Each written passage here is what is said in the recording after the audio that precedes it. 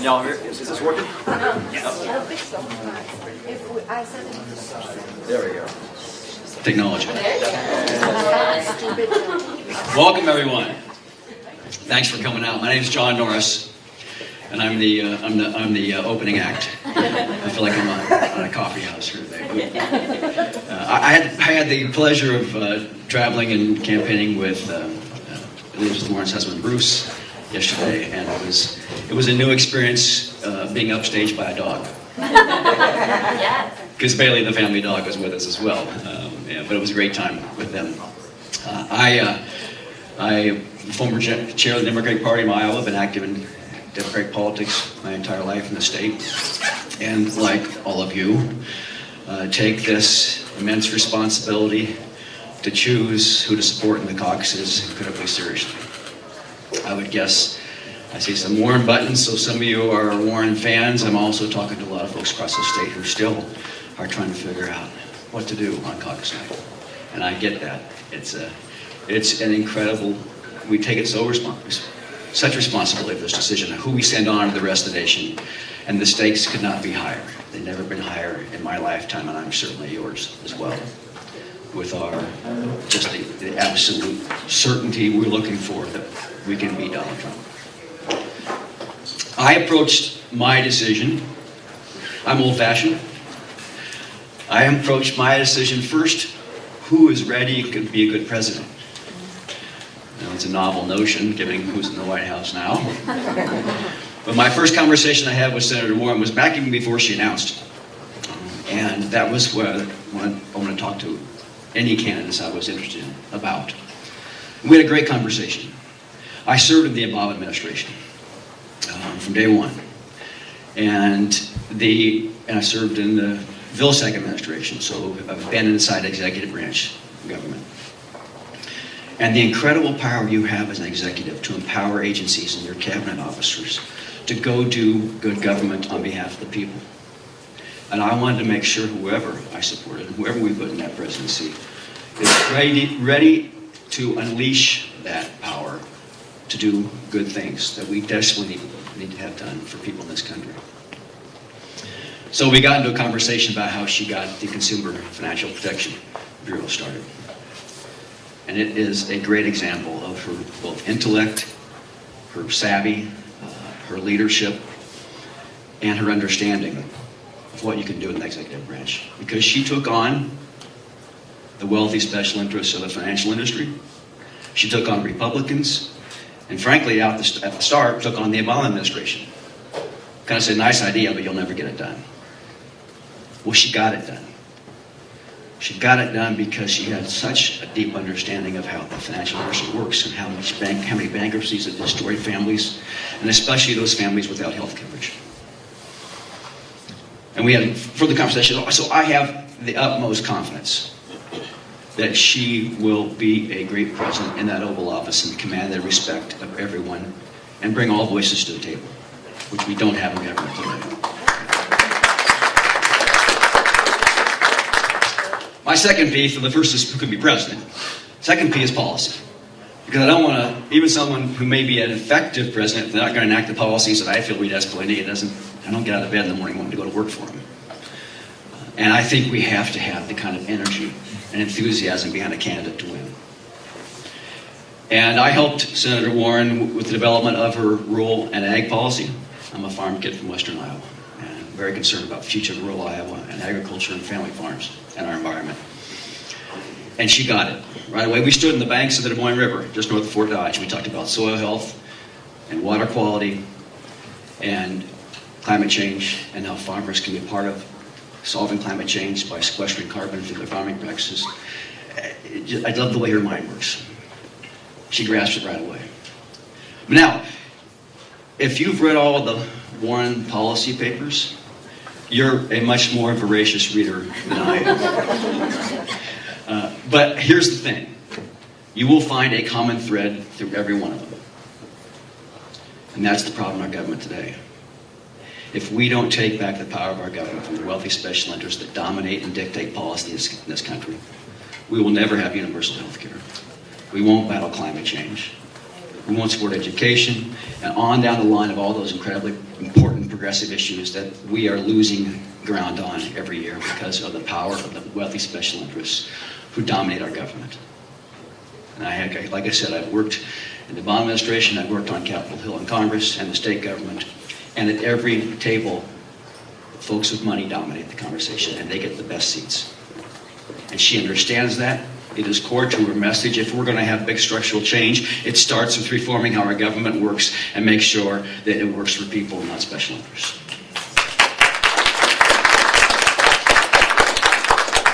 So it's president, and then it's policy, and the last one, it's what we're all, so many Iowans are angst about, is politics.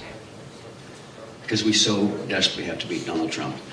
And everyone's looking for that enlightening signal of this person's more electable. You running into that out there? Yes. Some of you struggling with it? It's both emotional and it's logical, I think. Senator Warren, for me, and a lot of people, get me excited. We know when we have excitement behind our candidate. It's a lot easier to go to those doors next September and October, knocking for Elizabeth Warren, if you're passionate about her issues and her policy. It's kind of hard to go to those doors and tell an undecided voter, well, you should vote for my candidate because they're more electable. That's not an argument that works at the door of an undecided voter. They want to know why you're excited about that candidate and what they're fighting for. And she has such clarity about what she's fighting for and what people need. It's why she has some Donald Trump supporters now as precinct captains,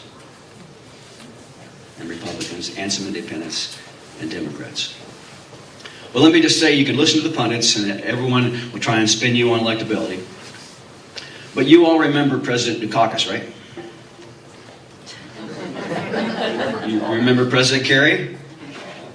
You remember President John McCain, right? Or President Hillary Clinton?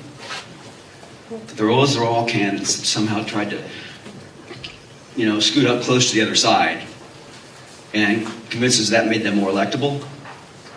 And there was no energy in their candidacies. Most people didn't think Barack Obama, when he started out, had a chance to be president. But he inspired us. Sadly, most people didn't think Donald Trump could be elected president. But he inspired his base. He inspired them with what I like to say was a populist message, but based on hate and racism and anger. Because we used to win as Democrats in Western Iowa with Berkeley Bedell and Tom Harkin, with that populist message that I think is just what Elizabeth Warren has. But it's not based on Donald Trump's populism, that the reason you're being held down is because you don't talk like someone or look like someone, and they're the source of you not getting ahead. It's the populism of we have to take on the big institutions that are creating greater economic disparity in this country and holding us down. And that message works for Democrats. We know it does. And it's exactly the message that she has. So it's about, my opinion, follow your heart. Follow your emotions. Because I think Elizabeth Warren is the best bridge builder in our party right now. She appeals. We had a tremendous division in our party in 2016. I believe she's the best bridge between those folks who still are adamant from 2016 and the Bernie campaign, and then those more establishment Democratic candidates in this race today. And I think she's our best bridge. We have to start with bridging our party and bringing our party together in the fall. And also to bridge out to people, independents, and like I said, some of those former Trump supporters who are looking for a populist message. She builds the coalition we can win with. The rest, I'm afraid, that are making this electability argument are just like those non-presidents I just talked about. And finally, in 2016, 3.6% of Obama voters shifted to Trump. She's already winning some of them back. 1.9% of Romney voters switched to Clinton. Now, I got to assume if they didn't like Trump 4 years ago, they haven't been enamored with him in the last 4. And a lot of those were women.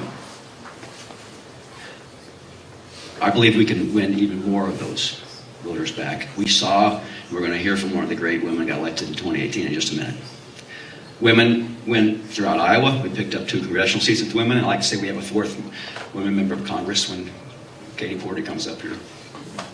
Yeah. And we saw it in the last midterm election in Iowa with a number of state house races and women coming home to the Democratic Party. 0.7% of Obama voters voted for Jill Stein. That's that bridge I'm talking about. Elizabeth Warren can win those voters back. And 3.5% of Obama voters did not vote in 2016. They weren't excited about either candidate. Those are all Elizabeth Warren voters because she's going to excite them, because she's going to make the kind of big structural change that they're looking for. So as you go out and talk to folks this weekend, and we need every one of you who are on board to get every last undecided voter there, to come with Warren, and every person who's not sure if they're going to turn out, just relay to them the stakes in this election. And I know you're here today because many of you are active and out there and knocking doors and making phone calls. Do all you can these next 36 hours. 36, 72, I guess. And those of you undecided, if you like Elizabeth Warren, then throw your heart and soul into it. Because she can bring us together. And she will lead us to beat Donald Trump, but not just beat Donald Trump.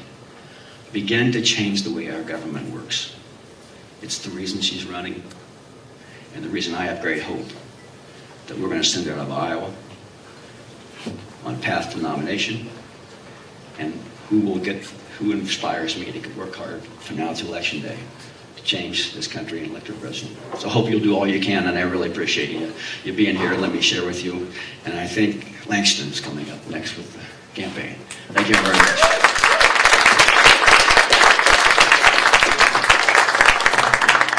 Thank you, John. All right, folks. My name's Langston. I'm an organizer here in Sioux City with the Warren campaign. Before I kind of get started on a bit of my story, I've got some questions here that I'm going to draw.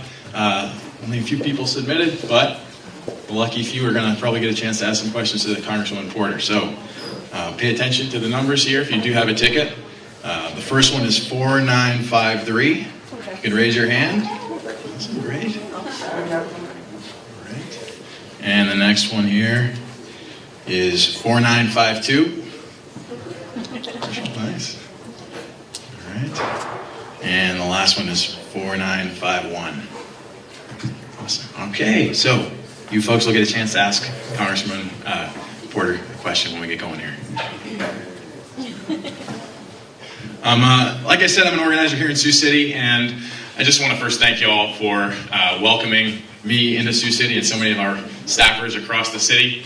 Open up your homes to us, whether we're knocking on your door and it's cold outside and you let us in, or you give us a bed to sleep on, some food to eat. It means a lot, and we couldn't do this without you. We couldn't have the caucuses without you all, so I really appreciate it. The story that I want to tell today is a story about how I came to Sioux City, and it starts in Tarrytown, New York. It's where I grew up. Many of you might have not ever heard of Tarrytown. It's a small village outside of New York City. So on your way to brighter lights and bigger buildings over there, you should stop by for a visit if you get a chance. There are just beautiful, beautiful streets to walk around, great pizzeria, a nice old lighthouse tucked up against the Hudson River. It's a good spot. But I had a great life there with my family. My mom and my dad, they worked really hard to build a life there for us. And that life that began to unravel in 2006 when my dad died. So my mom, she lost her partner, and my sister and I, we lost our father and our best friend. A year later, the housing crisis kicked in, and the banks came for our house. We lost it. Like millions of Americans, we were left to pick up the broken pieces of our lives. So it took me a few years to really understand what happened in 2007 and in 2008. I didn't really get it as a 12-year-old. Didn't understand what a subprime loan was. But after a while, it became clear to me what happened. We were conned. Millions of us were conned. The banks flooded Washington with lobbying dollars, and they got exactly what they paid for: deregulation. So lenders were set loose to prey on those of us who had the dream of buying a home in America, and the government was in the pockets of those who were preying on us. So the banks came from my house, and corruption came from my house, and it won that fight. won that fight because I was alone. My family was alone in that fight. But a house is just a place to hold the moments we share with the people that we love. That's what a home is. And in the fight for our home, my mother never stopped fighting.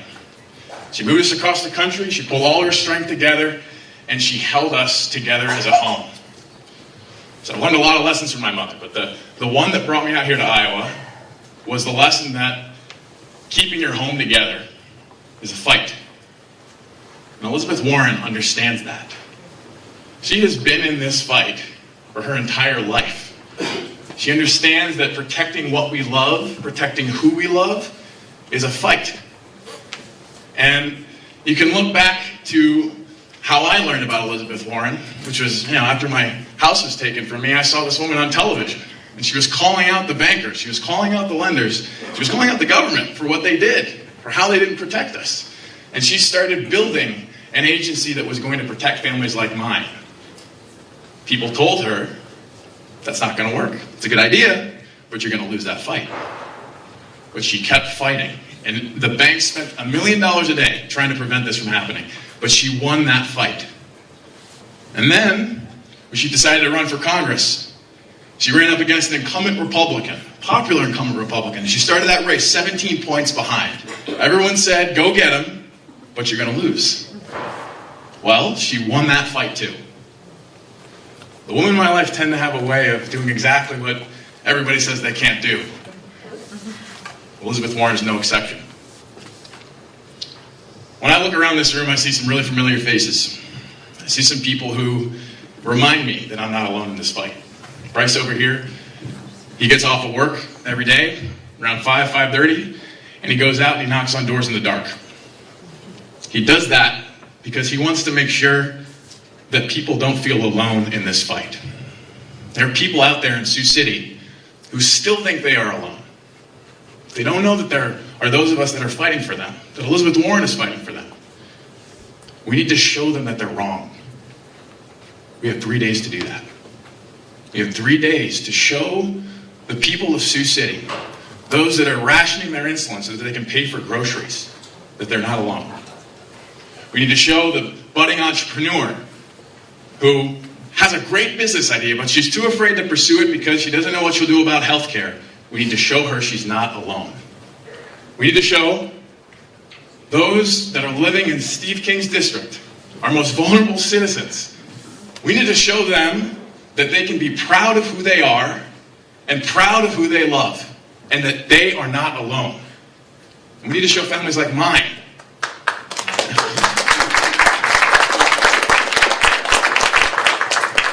We need to show families like mine who are scared of losing their home. We need to show them that they're not alone. We have a fighter that we can put in the White House. And what we know about protecting home is that it is a fight. It's the work of details, and it's the work of sacrifice. It's doing the math on the kitchen table with the receipts you've saved up over the month. It's having a difficult conversation with the family member, maybe with a son who you thought might have that conversation with a father. And it's making sure that you choose to care, even when you're tired. That's the kind of woman Elizabeth Warren is.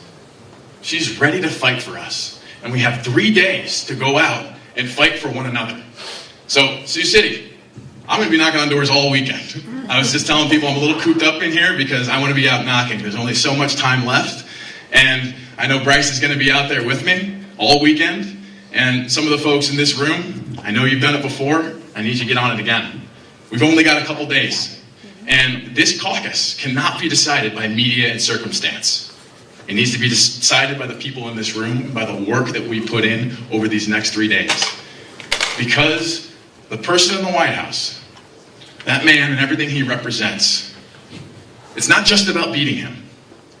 It's about beating everything that he stands for. And the biggest thing that he stands for is fear. It's fear. And in that fight, I am with the woman who is not afraid. And I will win with the woman who is not afraid. And so will we if we get out there and we tell people not to be afraid. We will win with Warren on Monday. Show up to your caucus. Make sure you get there early, get in line, help out your precinct captains. They'll get all the help they can get. And let's knock on some doors this weekend. Thank you, Sioux City.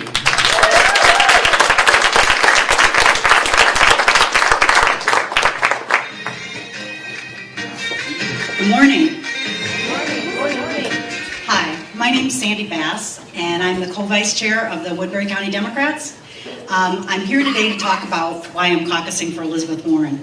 I do want to put in a bit of a pitch for our caucus locations. If you don't know yet where you caucus, you have a smartphone, please Google iwillvote.com, and you can pull up, it will tell you, because your caucus location is likely not the same place that you vote. So please make sure that you know ahead of time where you caucus, and make a plan. Make a plan to take a neighbor, to take a parent, to get a babysitter, whatever it is you need to do. But make a plan so that you can be there Monday night. On Monday night, February 3rd at 7 p.m., which is when they start, be in line by 6:30. The eyes of the world are actually on Iowa at that time. We actually have the opportunity to meet and to vet all the candidates. And there are people in other states that never get that chance. So as Iowans, be proud that you have that opportunity and participate on Monday. And we also got to give a shout out to the Nebraskans and South Dakotans that are here, because a lot of them are coming down here and helping us out at our caucus locations, volunteering for us. I hope you'll join me caucusing Monday night, and I want to tell you why I'm caucusing for Elizabeth Warren. I'm 60 years old. I am $30,000 in debt with student loan at 7% interest. I'll never have that paid off. I will likely die with that debt. I have 4 children, all of whom have student loan debt.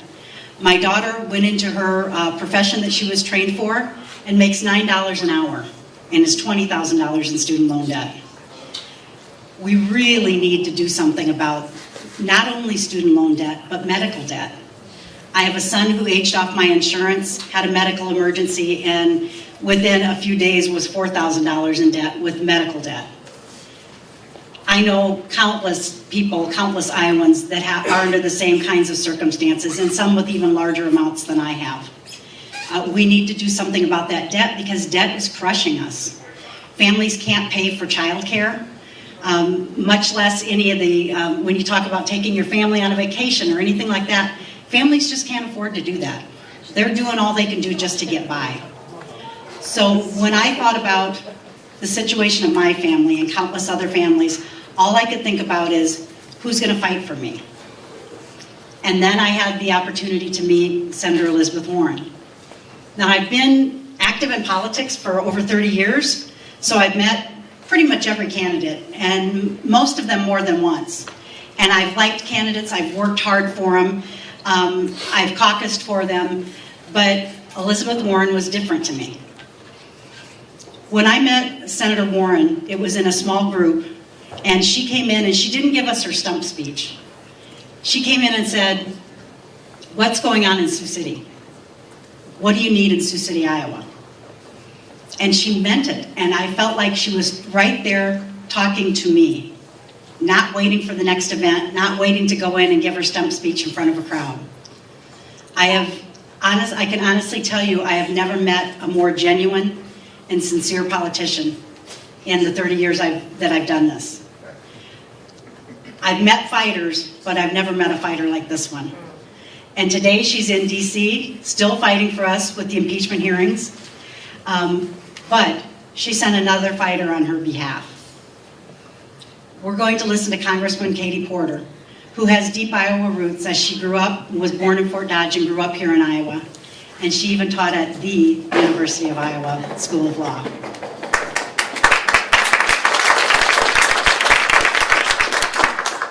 Prior to that, Katie Porter studied law at Harvard University, where she had then Professor Senator Warren as one of her professors in the law school there. I believe she learned from her. If you can see her style, I believe she learned from her. Katie Porter is now serving as the Congresswoman from the 45th District in California. She's a mother of 3. She is a law professor and quite a fighter herself. If you're not familiar, Google Katie Porter. She has what I think is a famous video now, where she is questioning CEO Jamie Dimon about pay and disparity. And if you haven't seen it, Google it because it's a classic. It's absolutely pure joy to watch. So you didn't come here to listen to me. You came here to listen to Congresswoman Katie Porter.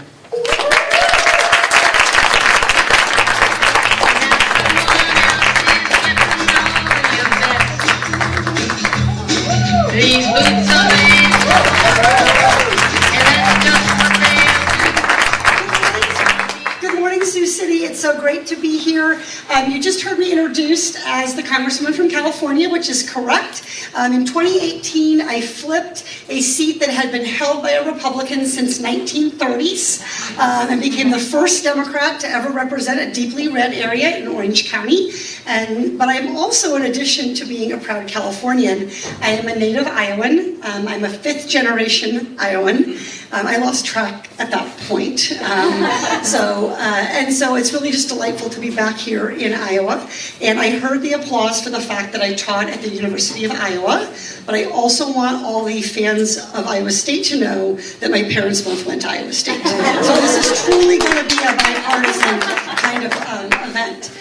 I thought I'd just start by telling you about the strongest memory from my childhood, because I think kind of where we start makes a real difference in where we end up in this world and who and why we fight. So I grew up on a farm south of Winterset, a mile north of a little town called Lorimer in Union County, and my parents were farmers, hogs and cattle and soybeans and corn and hay, and I went to school in Afton, Iowa for junior high, and Afton's not a big town. It has a little town square with a little park in the middle of it, no stoplights. And I rode the bus back and forth to school. It was about an hour-long ride each way. And one day when I was in middle school, the bus stopped in the town square because there was a honest-to-gosh traffic jam in Afton, Iowa. This was not a frequent occurrence.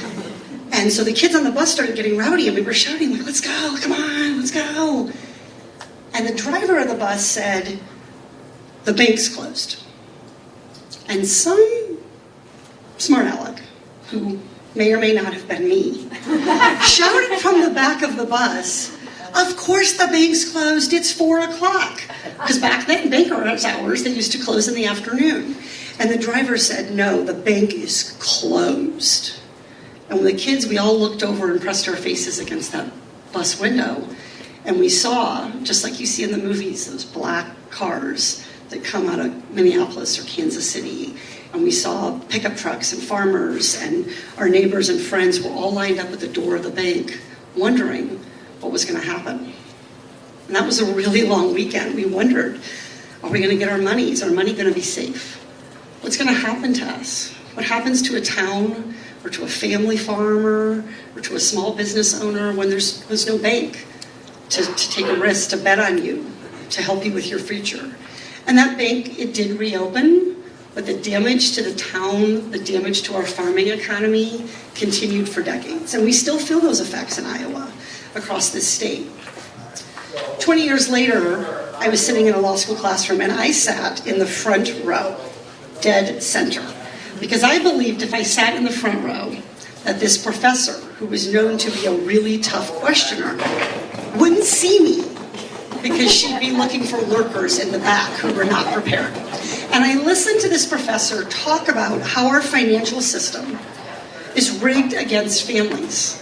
I listened to her talk about how capitalism is this amazing engine of opportunity, this amazing engine to create wealth and to create business and to grow our economy, but how if that capitalism is corrupted by policies that are written by special interests, real families get left behind, real families get hurt, real families go bankrupt.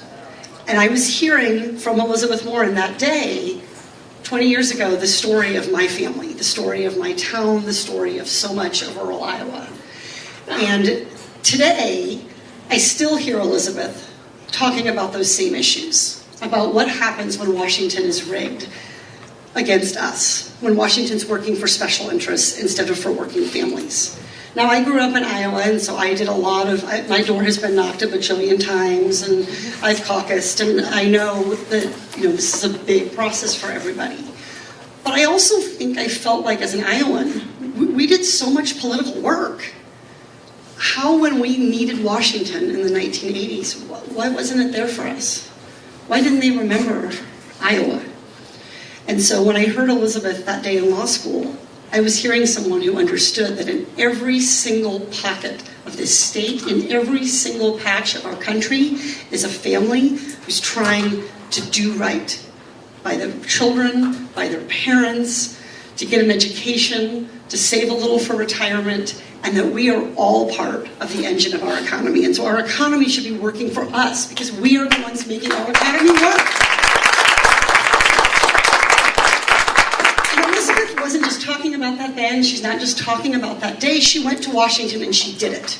Now, let me just pause and say, I just used the words, got it done in Washington in the same sentence, which is something we should reflect on. She went to Washington and created the Consumer Financial Protection Bureau.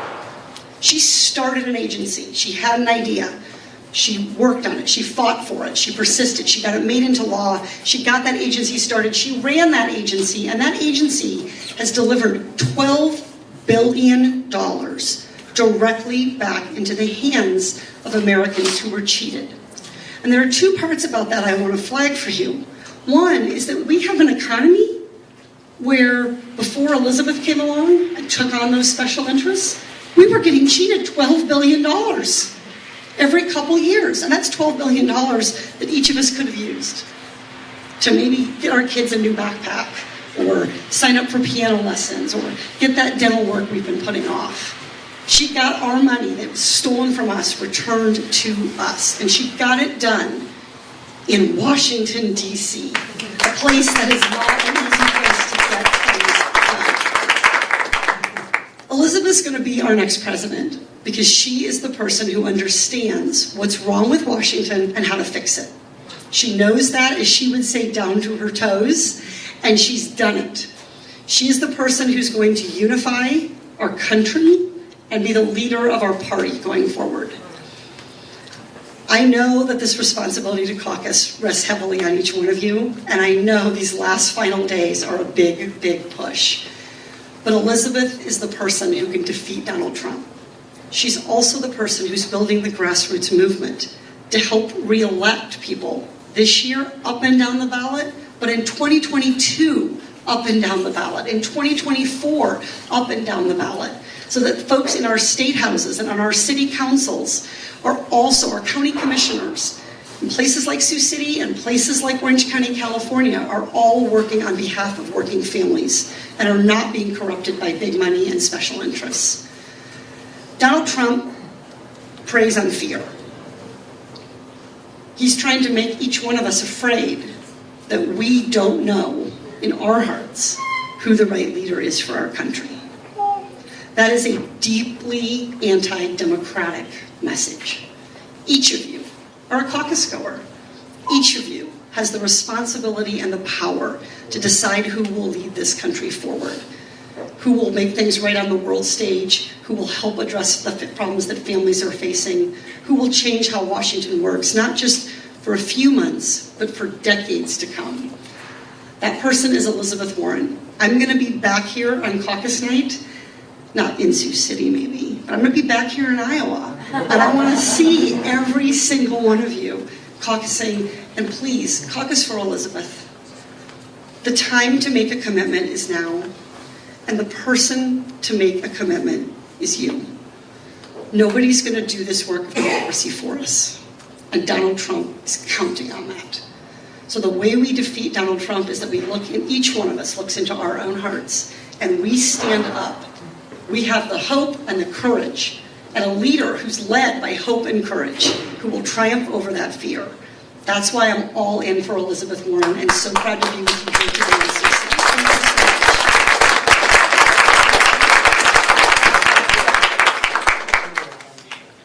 Questions? Yep, I'm going to move the mic around. Hi, My name is Merritt Westbrook, and I'm the Executive Director for Lila May's House here in Sioux City. We're a nonprofit serving survivors of human trafficking. And I was wondering what you see as the U.S.'s role in combating human trafficking, also known as modern-day slavery. Yep. Thank you for your question. This is a big issue in Orange County, California, where I live as well, human trafficking. We have a lot of international flights in a very large international community, and often that's used to mask the presence of trafficking. The U.S. has to be a leader on trafficking. We have to be a leader in the world on every issue that we care about. And we have to lead in a thoughtful, deliberate way. We have to have a plan for what we want to do and how we're going to do it. And so I think it's really important that we not hide from these responsibilities, that we take them on. Because if we don't, as a country, lead on issues like human trafficking, other countries will take action. And those actions may be in an opposite direction of what we want. So we have countries around the world who are facilitating through some of their policies the presence of modern-day slavery and human trafficking, the exploitation of women and children and men. And so it's important that the United States steps up, acknowledges this problem that exists within our communities, and acknowledges that human trafficking isn't something that happens in somebody else's county. It's something that happens in every part of the United States. And that we have a duty as Americans to fight against that. It's against our values, it's against who we are as a country. And if we want other countries to do the hard work of taking on human rights, we have to be doing it in our own backyard and have the courage to do that.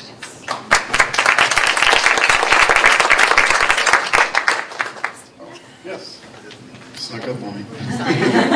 Oh, I'm not supposed to hold it. Hi, my name is Marshall, and I just wanted to say thank you for coming. My wife and I are a big fan of yours, and keep asking the tough questions in Congress that you've been doing for a long time. It just feels like a long time. It's actually only been 13 months. Okay. Well, I know I've watched a lot of videos. I've watched a lot of videos of yours, and I'm a big fan. My question is about social media in particular, particularly Facebook. I know you've got some experience with dealing with Facebook, and there's so much misinformation on there and so much negativity that I've pretty much given up even using it, because if I was to try to correct all the misinformation on there, I would spend my whole day, day after day trying to do that, and I wouldn't get anything done. So I guess my question is, what is Congress doing to combat that? Is Facebook trying to do something to combat that? And since you're here for Elizabeth Warren, can you comment maybe her thoughts on that with social media and combating fake posts? Absolutely. So let me start with Elizabeth Warren and then talk a little bit about why I'm really excited about what she's doing. So she just released either yesterday or the day before a plan to combat disinformation. And I think this is an incredible example of something that Elizabeth has done so well, which is to talk about and raise as campaign issues that just get ignored year after year after year. And so when you go to run as a candidate, they say to you, like, here's what you run on.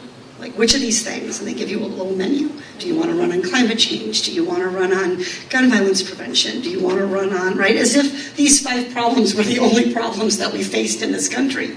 Elizabeth is seeing and talking about really fundamental problems in our democracy, like disinformation, that other candidates are not talking about. So she has a plan on how to combat that. It's focused primarily around disinformation in the political environment, but we also face disinformation that's being put out there by corporations, by other special interests, the inability to figure out who's speaking, and that's one of the problems that is really real on social media. We had Mr. Zuckerberg come before the Financial Services Committee, and what I questioned him about was the violent content that our kids are exposed to potentially every single time they open up a computer or click on a mouse. And I asked him, Facebook employs content moderators, who are people who sit in cubicles, huge warehouses of cubicles, and they're paid a low wage, and they do nothing all day but watch rapes and murders, assaults, violent content. I asked Mr. Zuckerberg if he would be willing to serve as a content monitor for a day to see all of that violent content that's infecting our society. And he told me he didn't think that that would be a good use of his time. In other words, he doesn't think that he's ultimately responsible to police that platform, even though he owns the vast proportion of Facebook and the vast proportion of the wealth that comes with it. And we had a hearing and oversight the other day, the 75th anniversary of the Holocaust, talking about what can be done. And one of the witnesses had amazing suggestions on how we can, while respecting the First Amendment, while respecting the fact that our neighbors and our part of our democracy is going to be disagreement. We shouldn't try to squelch disagreement. That's wrong. But we should make sure that people are getting accurate information and that we can engage with each other as citizens in a way that is safe and respectful. And he had a number of suggestions for it, for Facebook, for Twitter, for other social media platforms. And frankly, they're resisting because they just do not want to take responsibility. They just want to be a platform, and then the responsibility falls back onto us. But the reality is, just like we have responsibilities onto broadcast TV, we have responsibility onto radio, we have responsibility for those people to do things to try to make sure that appropriate content is shown at appropriate times. We should put that responsibility on them. And if we don't stand up to them and legislate and come up with a plan and empower our Federal Communications Commission and empower some of these agencies to do that work, the big corporations are very clear that they will not. They straight up testified to that. That this is not, we can't wish this to happen, we have to work to make that happen. And that starts with electing Elizabeth Warren as our president.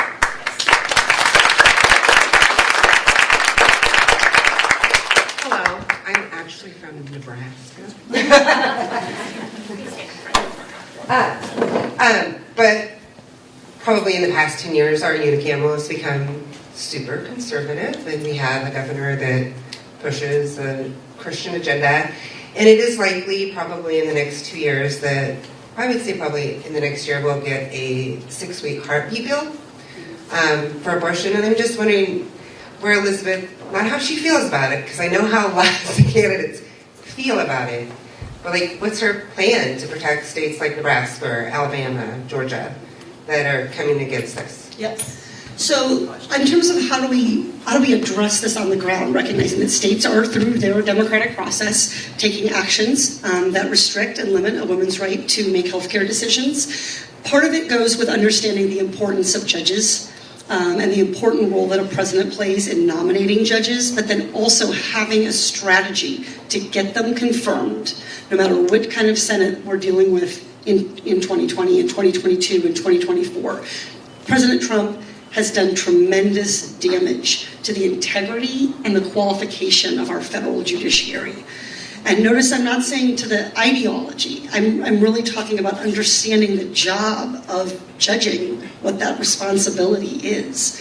It's to interpret the Constitution. It's to hew to what has been and the role of precedent. And so I think she, as a law professor, she really, really deeply understands that while, yes, it's about the Supreme Court, how do you get to the Supreme Court?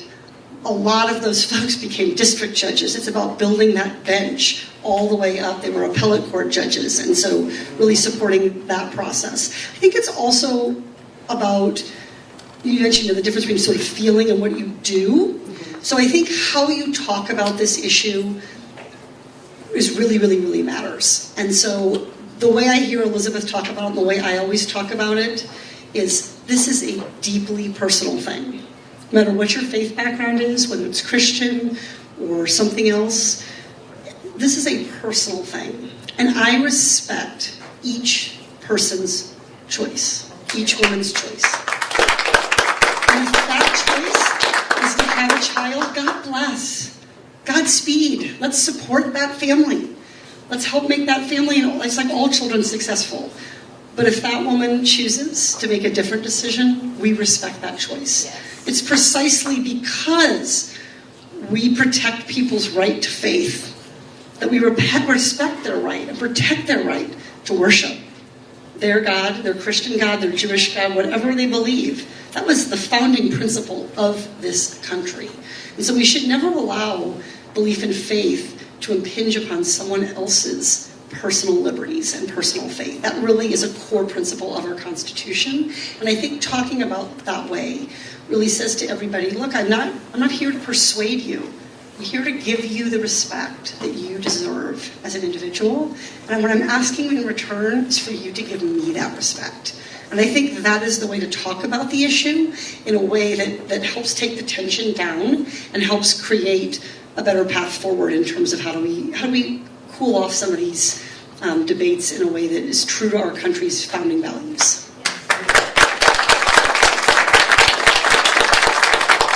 I think they want me to wrap it up.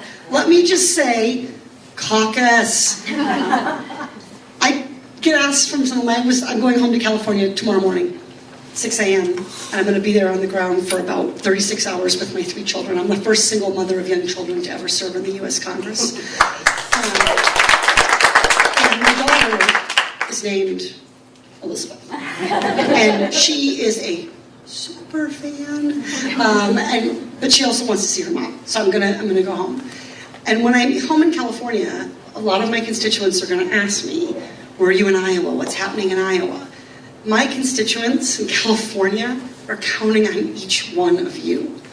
Because what Iowa does on Monday is going to make a difference for what the options are for Californians, for Nevadans, for people in Wisconsin, for people in Mississippi, for people in Texas. And Elizabeth has a campaign that runs hard in all 50 states.